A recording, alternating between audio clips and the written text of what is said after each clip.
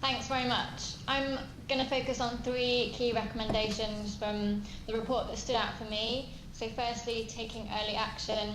Secondly, reducing the risk of future crises. And thirdly, tackling the root causes. So the first one, the recommendation for early response based on triggers and contingency planning.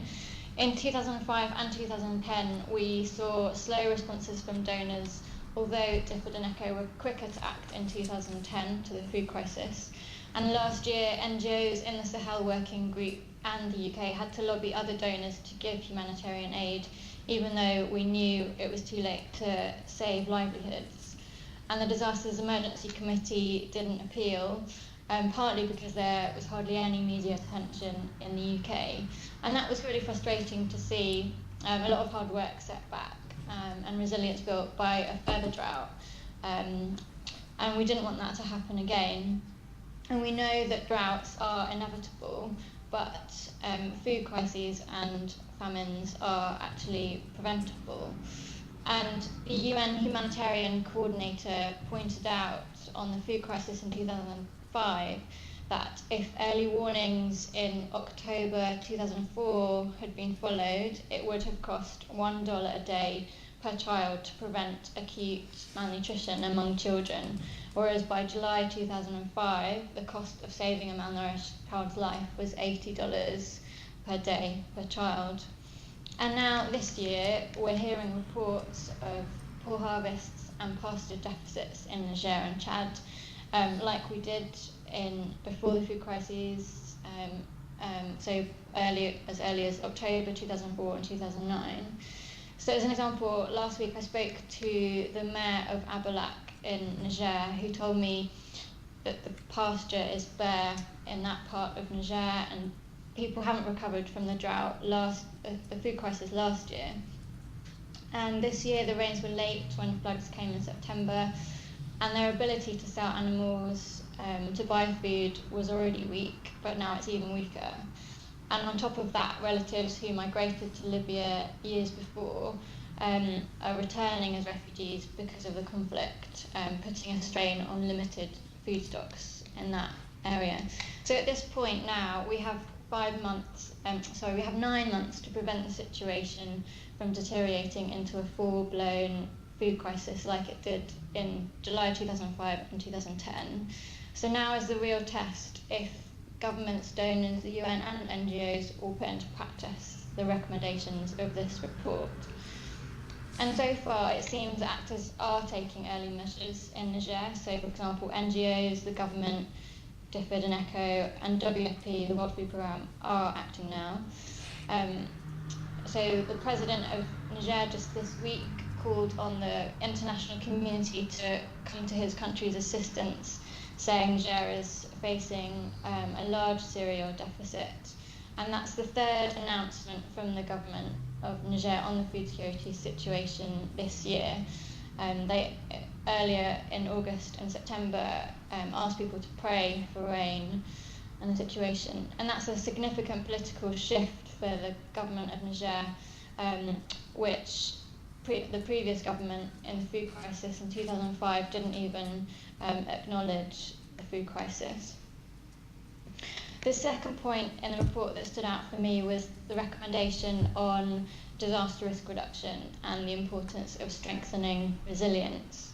So we need to prevent, prepare and plan for crises better.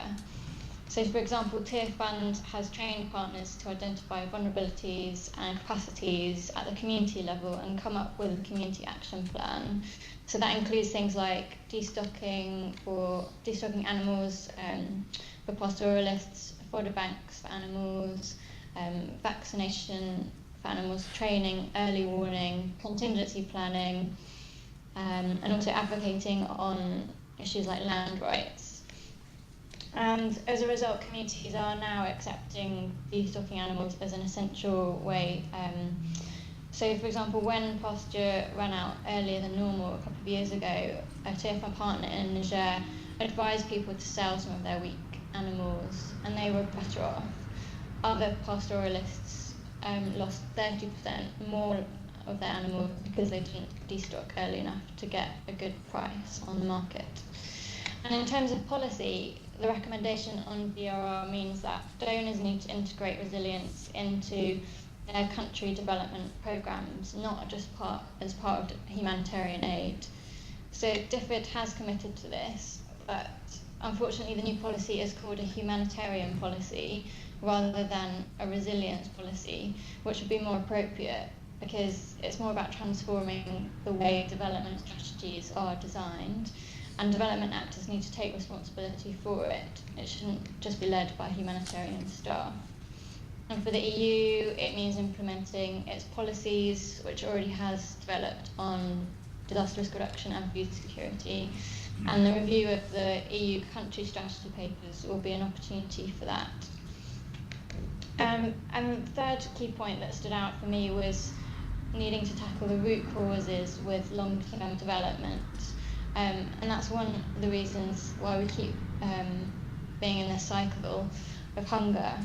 So the report shows that strengthening sustainable livelihoods requires long-term engagement, far beyond 3 to 5 year project cycles. And disaster risk reduction isn't sufficient to protect livelihoods and assets. And this recommendation lines up with a previous report that the Sahel Working Group commissioned 4 years ago called Beyond Any Drought. And that report found that many actors were looking for a quick fix to a long-term issue. So short-term emergency responses to crises will not affect the ability of people in the Sahel to cope with future shocks, and short timescales make it difficult to address the root causes of vulnerability. And that Beyond Any Drought report recommended that actors plan for drought and development planning, because we know that drought will happen and it will continue to happen. It also looked at the reasons why people are so vulnerable in the Sahel. So things like changes in climate, we're seeing more frequent droughts, population increase, dependence on natural resources, lack of economic alternatives, poor access to services, poor governance, and inequitable markets. So these things really need to be dealt with. And I'll finish by saying that the Sahel Working Group will launch the report in the Sahel region, so in Niger and Dakar, and a roundtable is being planned in Chad as well, and there may be discussions in Burkina Faso and Mali. And just to let you know, I've also distributed copies of the report at the UN Conference on Food Security, which is where I am now in Rome. And here, governments from all over the world are discussing global policies like investment in agriculture. And you can imagine that there have been some heated discussions over some contentious issues like food prices and governance of land. And Josette Schuin, the head of the World Food Programme, pointed out that 80% of the world has no backup plan when trouble hits the food system and the risk is put on the back of the farmer.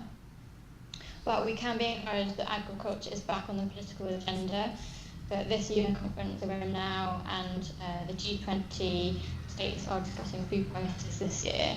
So the next couple of years will be an exciting time to see a change in global policies, and at the national level with governments taking the lead, and at the household level. Thank you.